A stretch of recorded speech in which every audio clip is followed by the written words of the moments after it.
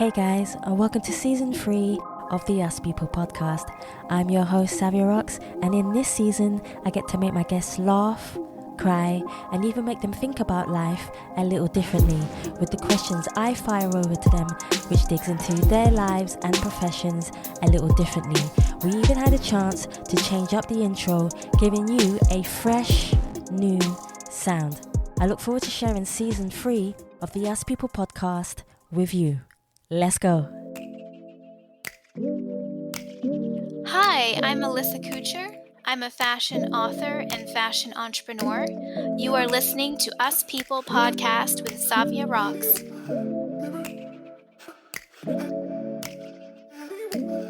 Made up my mind, now's my time to shine. Now's my time to shine. Time that you let go, time that you let go, now's my time to shine. Hey guys, and welcome to another episode of the Us People podcast. I'm your host, Savia Rocks, and today I've got Alyssa here with me, who is the fashion author of the book, Healthy Fashion, The Deeper Truths. Alyssa, thank you so much for coming on the Us People podcast. How are you? I'm good, thank you, and thank you so much for having me. I love your show. Thank you so much. It's a pleasure to have you, especially because it was actually quite quick. Everything happened quite quickly, which was quite nice. So Yes. so I'm really happy to have you on the show. So my first question, which I absolutely love to ask every single guest that comes on my show, is could you tell me a bit about your background and where you grew up, but also how that influenced you to be the person who you are today? Yes, that's a great question. We can start off where I was born in Boston, Massachusetts, and I lived most of my life in New Hampshire, which is on the east coast of the U.S. And I pretty much spent my life in New Hampshire up until my teenage years. And in my 20s, I moved to California, and I went to college in California. And at the start of my career, it began in high school when I was drawing fashion illustrations. And I am a fashion author and fashion entrepreneur, and it all started when I was obsessed with fashion. At a very young age, I was making fashion collages with little clippings, magazine clippings, and I would invent all of these different outfits and restructure garments. Like I would use sleeves of sweaters and wear them as leg warmers, and I did all of that experimentation type of thing. And so that really prompted me to decide that I really wanted to go into fashion school. And when I started drawing these fashion illustrations, I was terrible at it. I drew stick figures. I was awful at it. Aw. It was really bad, but I actually got so good that I ended up publishing my artworks, my fine art pieces in 2 metaphysical books, one being Sue Singleton's book and a deck of fairy cards. I illustrated a deck of fairy oracle cards. So I really got into fashion and art in that kind of creative realm. But when I decided to go to fashion school, I took fashion classes and really got immersed into the realm of fashion design, fashion business, the fashion industry. And I really wanted to go deeper and get more introspective. It's just the artist that I am. Yeah. And I just kind of wanted to bring fashion into a new realm, a new perspective. And that's really what prompted me to write the book, Fashion.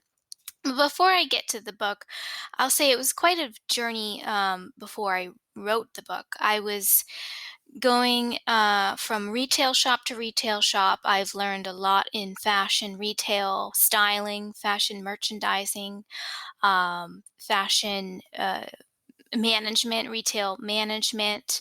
So I just loved working with the clothes. I loved being around clothing. It's definitely a passion of mine, customer service and just being with the customer and being able to just be with the fashion. And I learned a lot in the fashion retail industry. And that prompted me to want to start a little fashion brand. And in 2015, and this was in my 20s, I started a fashion brand, and it was a handmade fashion brand. I created several sample collections, about 8 to 12 sample collections, Yeah. over, 100, 150, maybe 200 designs that I built through pattern making. And I got into about 8 fashion shows in Boston, Massachusetts, and New Hampshire, and that was a lot of fun. And I did also end up in 2014. I'm just, I have a desire and passion for fashion. I have all of these projects that I've done. I produced a fashion show, I like an that. eco fashion show, and we had over 100 guests, and we had lots of vendors, and we had 5 to 6 designers showcasing their brand. And it was also in a speaking arrangement. We had speakers, including myself, present to the crowd in the audience about fashion and eco fashion and how they run their business in a sustainable way. So it was a lot of fun. And building up to my fashion career in writing the book, to the point of writing my book, I also engaged in a lot of my spiritual practice. Yeah. I practiced yoga a lot. I lived in ashrams and monasteries and immersed myself in the spiritual side of life. So it kind of grounded me, and it made me more interested in looking at fashion in a spiritual way, understanding and researching and basically creating new concepts of fashion that can be sort of a part of the divine realms of the world, Yeah. the spiritual side of the world. And so I really have enjoyed my path and my journey. And I believe New Hampshire has definitely, I believe, helped support my life and my career and, my lifestyle. I always gravitated towards California, and I Yeah. still do. I live in the San Diego area, but New Hampshire was a grounding point for me. And it's not a rural place to live, but it's definitely not urban. So it was a quiet place, and I think it was a little bit not completely my style, but Okay. it's definitely was home to me. Yeah. It's definitely was home for me. Aw. So far, it sounds like you've been through such a journey, and you can always tell when somebody has a passion for something because they get so excited. And I know that everybody else can't see you at the moment, and I know it's just us talking, but there is something about your spirit that pops out at me that says this was meant to be your destiny to do this. And you can always tell it by the feeling, and especially when you're talking to somebody, by the passion of it. So it's really, really inspiring that you're able to share this with people who, so many people in the world want to go into fashion, but they don't know the direction of exactly how to get into it, or who to talk to. And I'm so humbled to have you talk about this. So thank you, even before we get into our second question. Thank you so much. Thank you. Understand completely. Yes, I do have a passion for fashion. It's very sincere. Definitely, I can definitely see that. So my next one for you is, could you define who you are as a person, but also who do you see when you look in the mirror?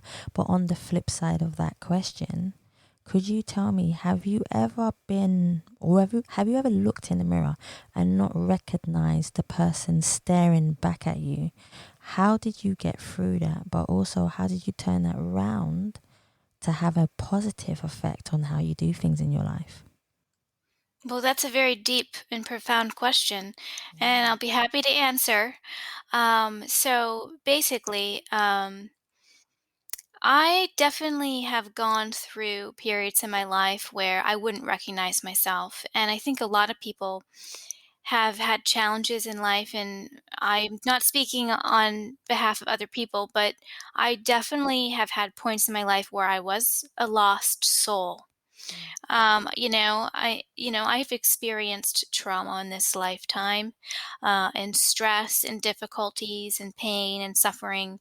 And I believe it is part of a person's journey, as being a warrior, a spiritual warrior on this life. Yeah. I think that we all have a journey that we have to go through in order to conquer and come through and get through, and get past. I think that when I look in the mirror, I see a spirit that wants to really be a part of divinity, Yeah. a holy person. I want to.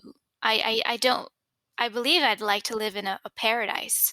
I've always been drawn to wanting to live in a less toxic world, a less, Yeah. fearful and hateful world. Yeah. So I do see sadness too when I look in the mirror, because there's so much sadness on this planet from, hate and evil and destruction. So I think that having a personal identity is really important. Yeah. So when I do see myself, I see myself as someone who is trying to conquer evil. And I don't have an evil bone in my body. I believe most people don't. I believe if they do, it's possession. Yeah. And, there are times I believe too where there's been moments where my spirit has been in a purgatory state, Yeah. and where there would be as demonic entities trying to interfere with my life, because a lot of people, they go through life and they try and try and try, but somehow there's this intervention, and these people are pushing people back and controlling them. And I feel like that too, part of my spiritual path, I've had to constantly battle this sense of uh, resistance and control that Yeah. these types of, I don't know, entity beings or what have you, some kind of demonic satanic interference that Yeah. has tried to prevent me from my mission and goals. So when I look at, so this is a beautiful question. When I do look in the mirror, I see a person who has gone through a lot and who has had their spirit broken, but it is only because I do have a strong presence. I have an I am presence, and I have a being within me, a spirit and a soul that is just trying to strive for being in a better part of world, a Yeah. better part of the world, being in a world that may end up being paradise, because there's just too much fluctuation of pain and suffering, and then positivity and joy. There has to be more balance, and I believe it's That's out true. there in the universe. I believe it's out there in the universe. It's just it hasn't quite arrived on this planet earth yet. There's some kind of, I believe, battle, some kind of spiritual battle, that I have been experiencing. I can definitely feel that. I totally understand where you're coming from. I don't know if you can relate to this also, but sometimes because you have a peaceful nature and all you seek is positivity, not just within yourself, but within somebody who, like you said, might be possessed of worldliness, you feel like you don't fit in. And you feel like you're on the wrong planet, or you feel like you was born at the wrong time. That's how I feel a lot of the time, because I feel like, am I born at the right time, because I am trying to give positivity and give my energy, where I feel like what's bouncing back at me is a lot of anger and negativity. And that happens sometimes. Yes, I agree with you 100%. I'm with you all the way. I have always had this feeling like I've been sort of pushed around, bullying and Yeah. aggressive behavior against me, and there has been a sense of loneliness because, you go into the workforce and you go out into the real world and you're dealing with all sorts of different energies.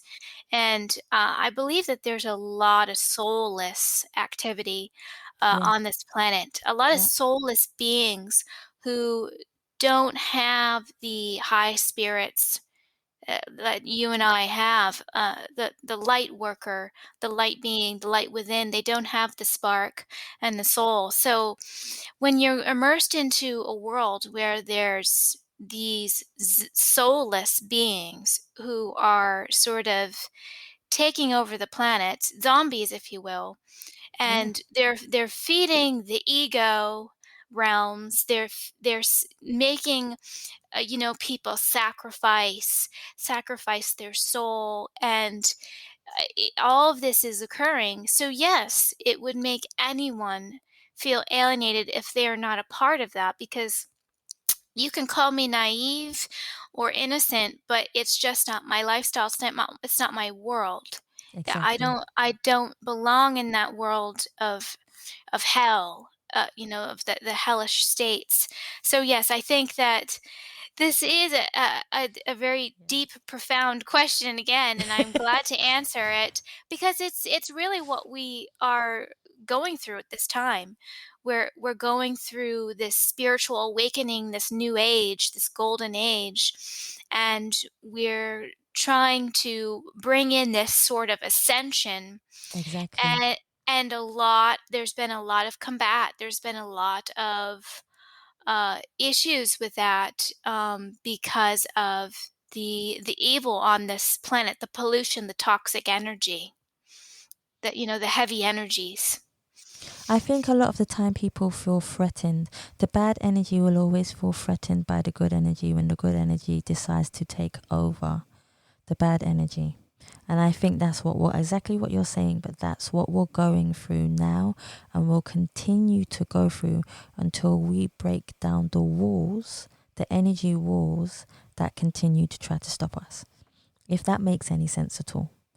So, Yes, I'm right there with you. I believe that entirely.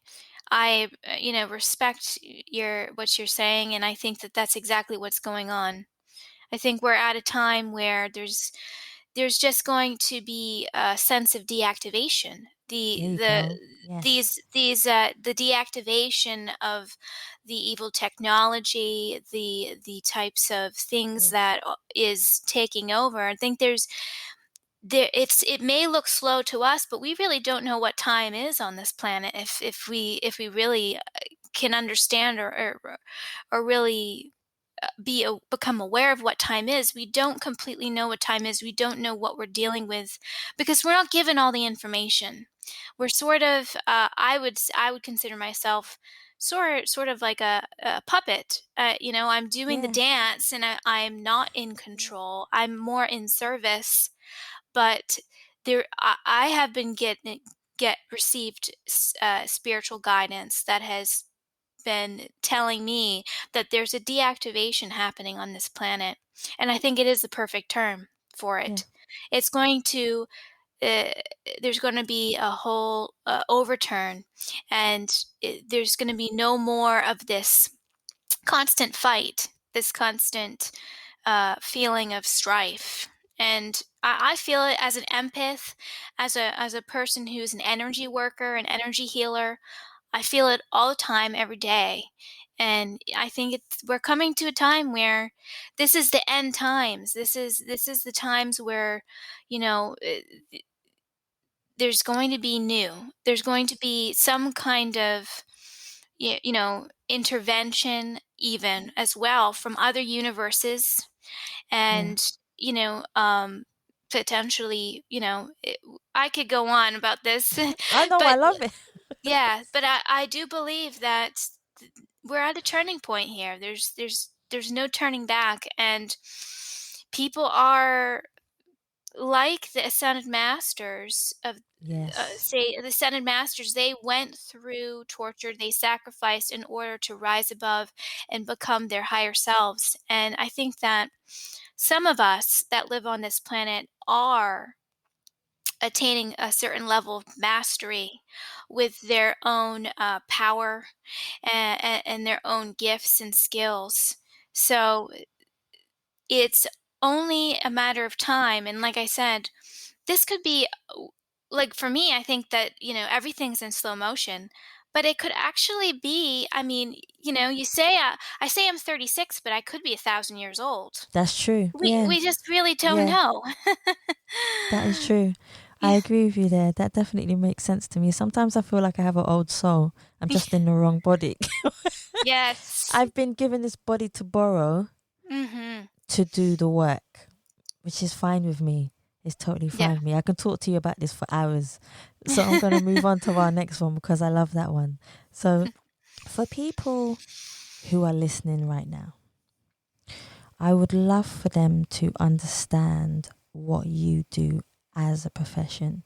We spoke a little bit about fashion, but before we get into the book, I want people to know who you are and understand what you do. So could you walk me through a day in your life of what you do as a profession? Well, yes. So I'm a fashion author and fashion entrepreneur, and right now I'm doing a lot of research. I'm involved in my second book, and right now I'm also marketing my first book.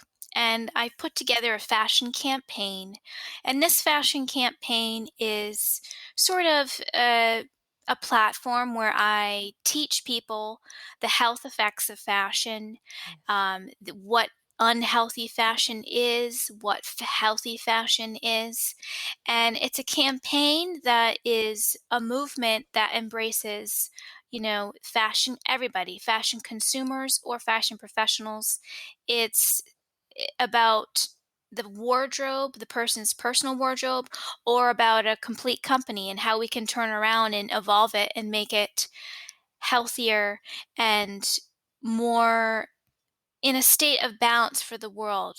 We're Yeah. trying to make equilibrium here.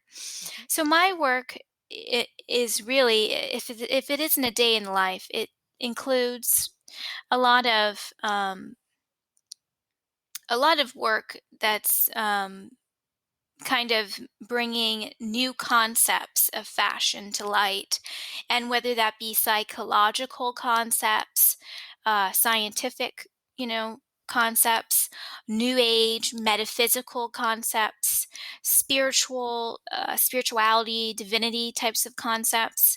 I kind of like the idea of choosing to look at fashion as a tool, as a healing remedy, as a way that we can activate our consciousness by the silhouettes, the textures, the colors, the designs, the patterns, the decorations and adornments, um, the placement, all of these types of things, all of these elements from a design perspective, but also from a philosophical point, Yeah. because it's all about symbols.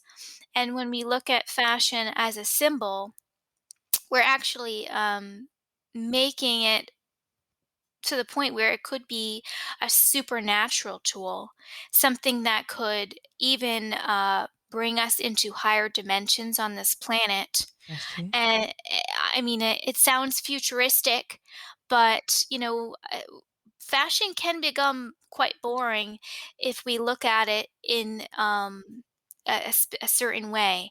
And right now, the industry, the the ready to wear collections, it's very elite, it's very untouchable. We can be inspired by it, but we can't wear it. And Yeah. and then we go into the mainstream fashion, and there's just too much polyester everywhere. We're bombarded by material that is non-renewable, and it's not really helping our body, because we need the plant medicine. We need the plants Exactly. on our body in order for it to breathe. And we eat plants, and we consume plants, and it is ideal to wear plants. So I do a lot of talk in education about plant tech fashion, plant as a powerful conductor and healing tool for our personal wardrobe. And that's one part and piece of what I do. But right now, I'm really gathering a lot of my time into marketing the first book, because there's so many ideas, and it's a very inspiring story, Mm. and it really needs to be heard. So if I just rush off to the second book and I don't, make a mark with the first book, I'm going to be in Exactly. trouble. Exactly. So let's talk about the book. So let's talk about healthy fashion. I had the privilege of taking it everywhere I was. I was on the train, I was reading. I was at work, I was reading. I was having downtime, I was reading. So you talk about mental health. You talk about healthy fashion for the mental body. You talk about, again, the fabrics. There are so many different things. You talk about spirituality, body, for the mind, that I can go on and on because I've made so many notes. And this is what I love doing. When you can dig deep into something, it shows that you love what you do. So, one thing I did want to ask you about is a lot of people, how does what we wear, for example, state how we feel about ourselves within fashion? Because that's a question I've always wanted to ask someone. Well, yes, and I can answer that. And I think it's personal and it's individual, the way we perceive how fashion makes us feel. But I think that we always go through these different processes and phases in life, and our clothing becomes our comfort source. It Okay. becomes our way of survival and need. And it also is a form of communication that we give to other people, to the passerby who sees the garment and outfit. So it's a real force of communication.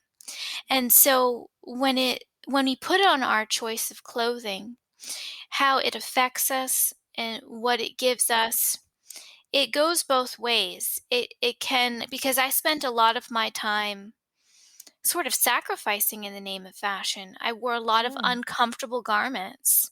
Yeah. I wore a lot of like garments that would make me itchy, or they'd poke at me, or they'd be too tight. Um, and I think that that was sort of a reflection of my emotions. I felt like it was sort of a reflection of the pain, the emotional pain turning into a physical manifestation by my clothing causing me pain. Yeah. So Yeah. I think that at that point, when I would embrace how clothing would make me feel, it was sort of, hurting me at points. I looked fashionable, I looked presentable, but it wasn't, I was sacrificing. And so at that point, I wasn't really giving for myself. I was choosing to, follow the trends and look good, but it was almost like there was some kind of negative force that Yeah. was sort of intervening between me and my wardrobe, because I couldn't get past it no matter what piece of clothing I chose to wear. And plus, this is also fashion ergonomics. There's a lot of clothing out there that's just not made for the body. It's not a matter of fit. But it could be a matter of cut and design and the types of textures that are just not tactile, sensitive for people. But when I look later on in my life and I see now, how clothing makes me feel, I truly dress for comfort, Yeah. and I've chosen this. I've chosen to dress for comfort, and I don't, walk around looking, messy or anything. But I choose to feel comfortable because it's in an aesthetic way, it looks stylish still.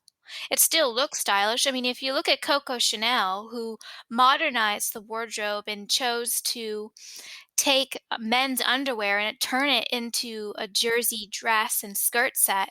You know, she Yeah. took she took the comfortable materials and she made it fashionable and stylish.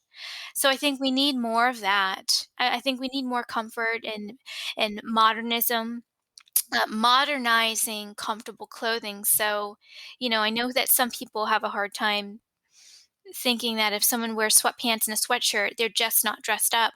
But we can totally make, and it has been done in a lot of the luxury markets. We can totally make sweatpants and sweatshirts high fashion and stylish and inspiring for people and give people energy, because what I choose to wear is clothing that gives me energy, that gives me Exactly. life, There you that go.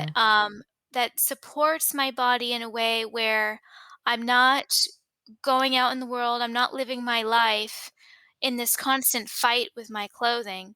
So I believe ergonomics in fashion is going to be, you know, a major trend with the upcoming trends of athleisure and minimalism. We're sort of heading that direction where we want to choose clothing that is more not just comfortable, but designed for the body in the most suitable and efficient way possible.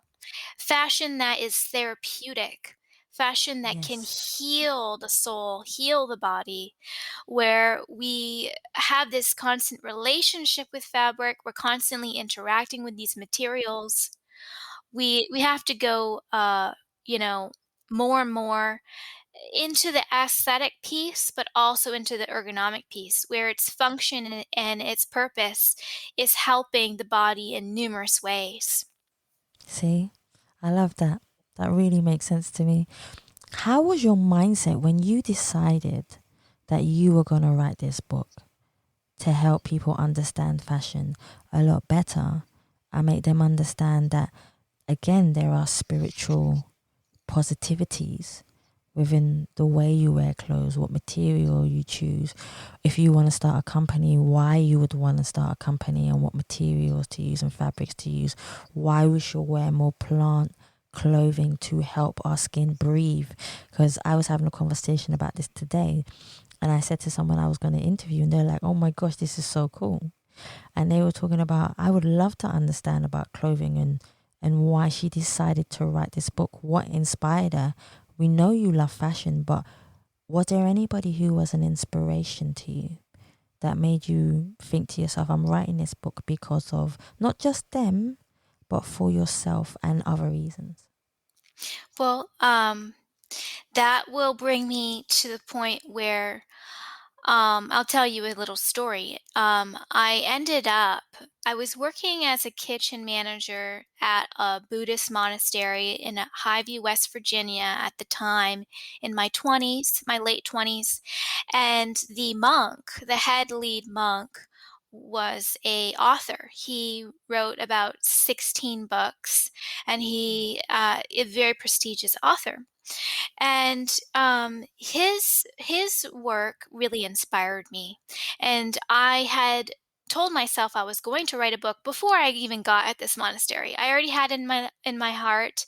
I was working as an assistant manager at a retail spot, and before that a stylist at another retail spot. And when I was going through into the racks and clothing and organizing and folding, I had all these fashion ideas, and I just felt the need to. I felt the need to. I felt like, you know, we are so obsessed with the environment, eco fashion, and there's this, you know, this growing popular trend about sustainability. But can we go further? Can we actually treat the body, heal the body through fashion, and then it would externally all automatically heal the planet? So back to the story. I was at the monastery, and I started taking notes in my notebook about my chapters and when I was going to write. And I ended up leaving the monastery, and I headed to Mount Shasta, California. And there is a sacred site in Mount Shasta called Mount Shasta, the volcano. And it's It's supposed to be a vortex. It's a healing energy center, and there's a lot of literature and a lot of stories about this mountain being magical and spiritual.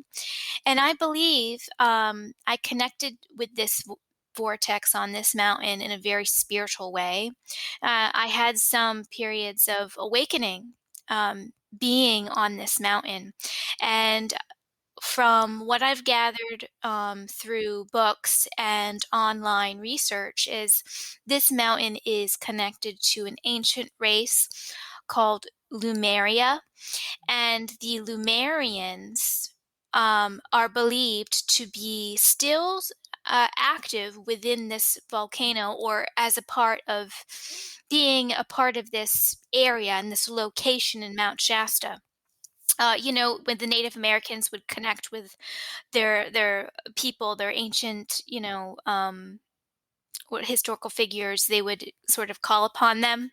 So when I went to this mountain, I really felt like there was a spiritual guidance happening, and I ended up writing this book not because of the mountain, but what the mountain gave me. The mountain Yeah. actually gave me energy, gave me the motivation and the desire to write this book, because I had all of these ideas and these concepts and these deeper truths of fashion. I felt like spreading awareness, because this world is all about discovery, and we know very little, or not everyone, but we are held back in this society from the truths of this world. There's so much going on this planet that many people are mind controlled not to find out what is going Yes. on. So my little piece with this fashion book is, spreading awareness, spreading truth, and trying to sort of reveal fashion in a deeper way so that we can connect with fashion in a sacred way, and as a sacred practice, more and more, and take away the superficial side to it. When we look at Hollywood or all the famous celebrities in UK and Europe, and what they're wearing, and it's all about changing their clothes every 2 seconds to see something new, and we're giving all of these lies of how we're supposed to be treating our wardrobe. There's a lot of activity in the fashion marketing industry that's sort of shames the body and manipulates the body, and it doesn't produce health, it just causes sickness. That's So true.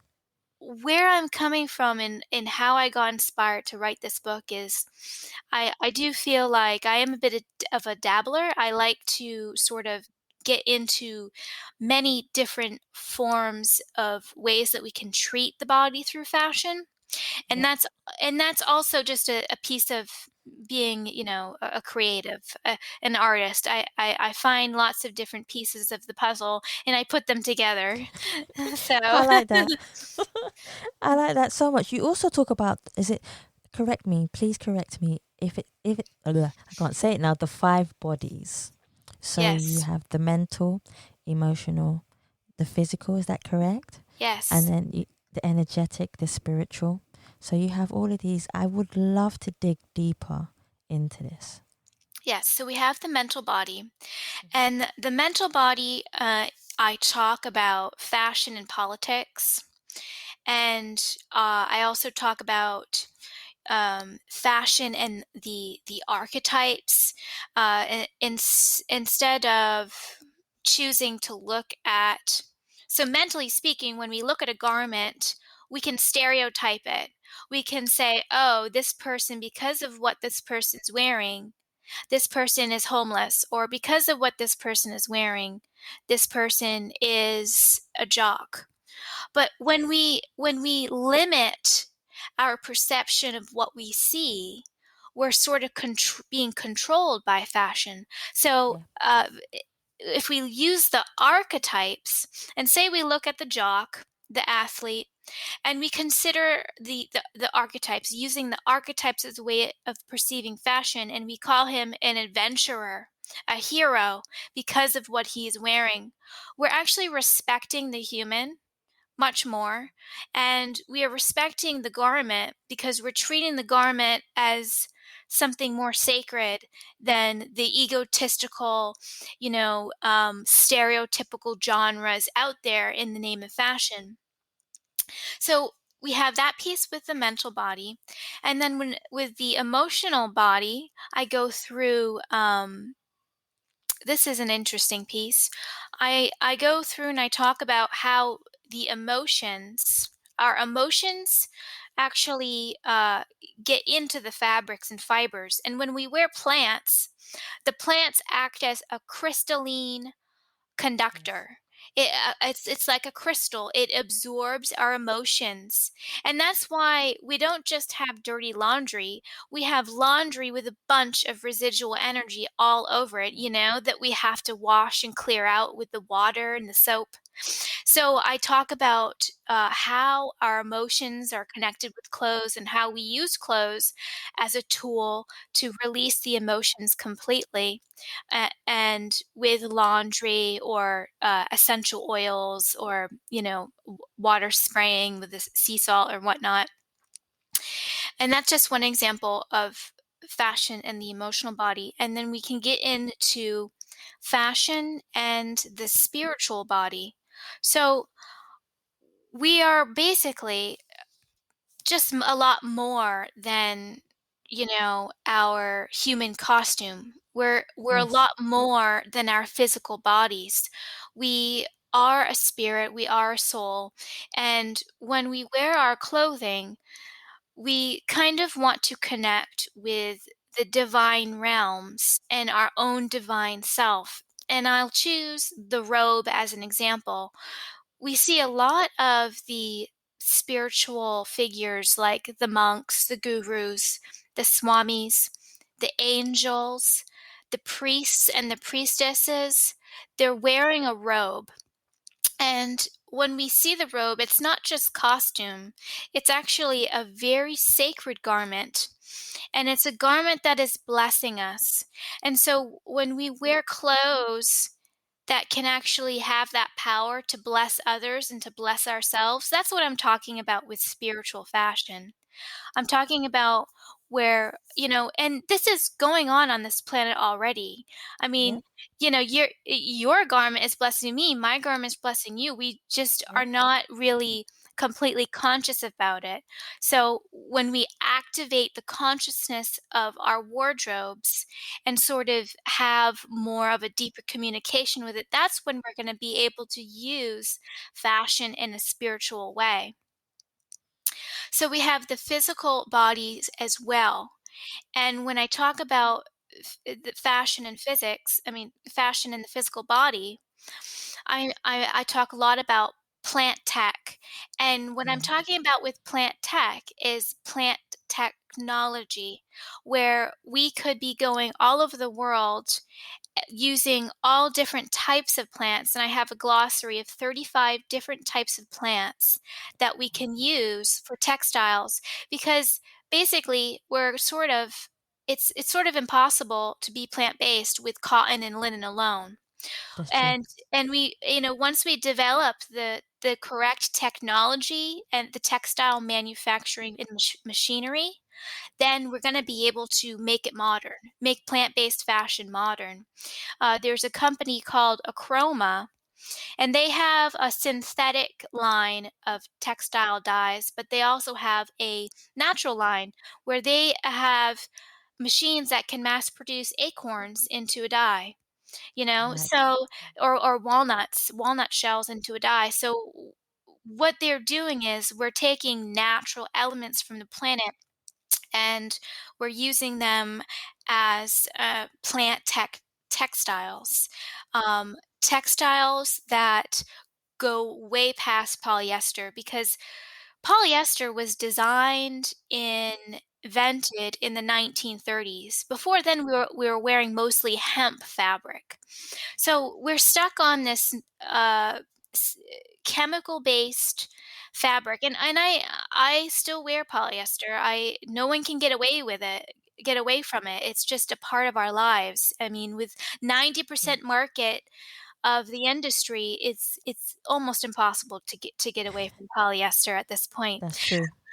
But what I have gathered is from some science research is it's not necessarily pH balanced. We can use this as an example from all the doctors that prescribe cotton underwear. If you have an infection, you get cotton underwear. You don't wear polyester underwear because it doesn't breathe. It's not Yeah. breathable for the skin. And our skin is the largest organ. And we're not just breathing through our mouth, we're breathing through our skin. So wearing these plants automatically gives us that breathing Breathing. factor. So there's a big piece that I talk about with how we can make it possible, and it is by going into making multiple different parts of the environment a part of producing fashion textiles. So aquatic farms, we could produce seaweed, and it's being done, seaweed fibers. We could go into the desert and use the cactus plant. Right now, there's been a cactus leather already designed and produced, but they are mixing it with polyester, so it's not perfect. There's also ways that we can use uh, invasive weeds. We can take cattails, milkweed, water hyacinth stem, lotus, and many of them have been proven to be put into tests and experiments or already produced into textiles. So we're already heading into this direction of for sustainability points, it's going to be a beautiful eco environment. We're going to be cultivating and harvesting all these plants, and we're going to do it in a more modern way. We're not going to go back in Yeah. time and spend hours on a loom. That's an art form. We can do that as a form of art, but we're going to bring the industry, make new technology, make it possible with the correct machinery, and then instead of choosing polyester, we can go with our one of our most favored fabrics, cotton and Yeah. linen, and some hemp, but we can also be wearing pina fabric, nettle fabric, rami, bamboo, tencel, lyocell, all of these different plants. I know there's two different plants, and I am pretty, I get excited about this. Yeah, I um, like it. and then there's also aloe vera. There's aloe vera Yes. and there's rosebush stem. They're producing a fiber out of rosebush stems, and it's a nice, beautiful, lustrous fabric. So See? I think technically speaking, we're going to be in a beautiful new oasis when this starts to appear and happen more and more. But it is in the market. It's happening. It's just very slow, and it's not in the mainstream yet. See, I love that. What would you like people to take away from your book? Because your book has so much information and it has so much positivity within the book also. And that's definitely something I've been saying throughout this whole interview with you, is that your book that you have written has so much positivity that you're giving to the people. What would you like them to take from it and continue to share, not just with themselves, but share with the world? Because that's what you're doing. You're sharing something from you to somebody else so that they can share it with somebody else. But what would you like them to share with the world about your book? Well, I think I would like people to get inspired by the deeper truths that are found and the deeper concepts, some of the ancient history, the wisdom that I have put in the book. It's not just knowledge and research, but it's ancient wisdom that I have been putting in this book, and also my own ideas and vision and concepts. But I guess what I would really like to have them take with them is having fashion be a greater purpose in their life and a greater need, and making them feel empowered, empowered Okay. with their wardrobes, making them get inspired by what fashion can be and what fashion can become. And I think there's a lot of different tidbits in this book where people will really grapple towards. And a few quotes that I had received, and one of them was being interesting storyline. It's an interesting story. It's something that I believe people are going to find interesting. It's not Yes. boring. It's not a boring story. It's an interesting It's story, not. and it's nonfiction. A lot of nonfiction books don't really get like an interesting storyline. It's very factual, but I do provide a way of telling it so that you can sort of get involved in it and make it your own experience. I really Yeah. believe it is a form of activation, and when you read it, you're not only just going to get inspired by it, you're going to get potentially, and this is what I would really want happen, is activation of consciousness. Because Yes. I know when I read some books, I read one book from Diane Robbins, Telos, the Book of Telos. And when I read this book, I was high vibing. I was like, really like, I felt activated. I felt like I was getting a DNA upgrade. I truly felt like it I was a like that. channel. I felt like it was a channel book. It was.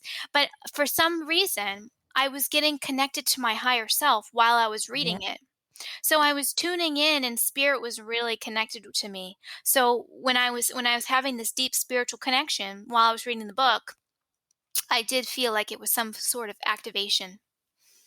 I don't know if you've ever felt this, but exactly what you said in a sense. But have you ever felt like you're levitating?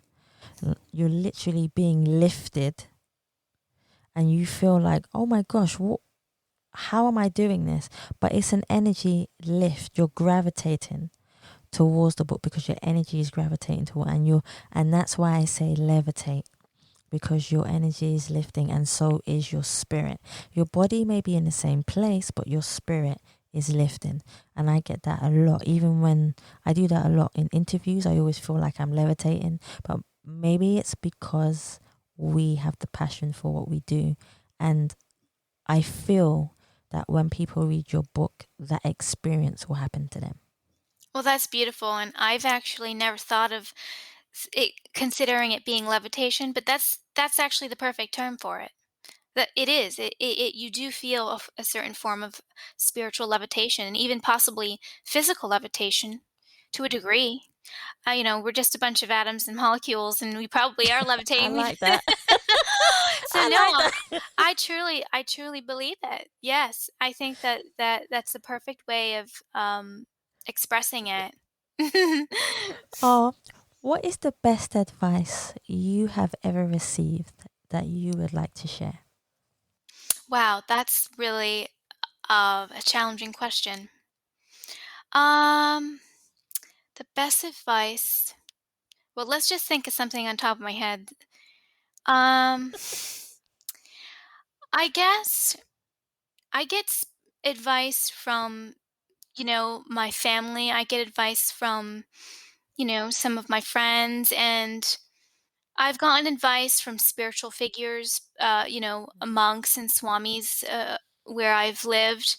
And I believe, I guess I have a favorite uh, person, a healer, a master healer, an herbalist named Hannah Kroger. And she's written about 20 books. She's no longer alive, but she built the first natural food store in Colorado. She was one of the first women to build a natural health food store in the USA at the time. And she truly has some of the most remarkable commentary about spiritual world and spiritual life. And she's given me lots of tidbits, lots of information, and I'm trying to think of some of the things that she's said. But she truly believes in healing modalities and healing tools, and she brought me into the idea of the pendulum. And she Yes. started off with a string, with her wedding ring. She had a wedding ring and she tied it to a string and she watched it go. And it wasn't just science, there was some kind of spiritual connection she was channeling through this pendulum.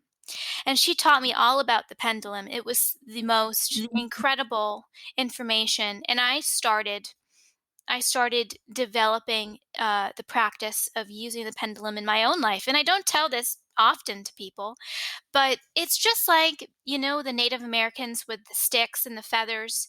They would use their sticks, and they would use the feather to to be like a compass to guide their life.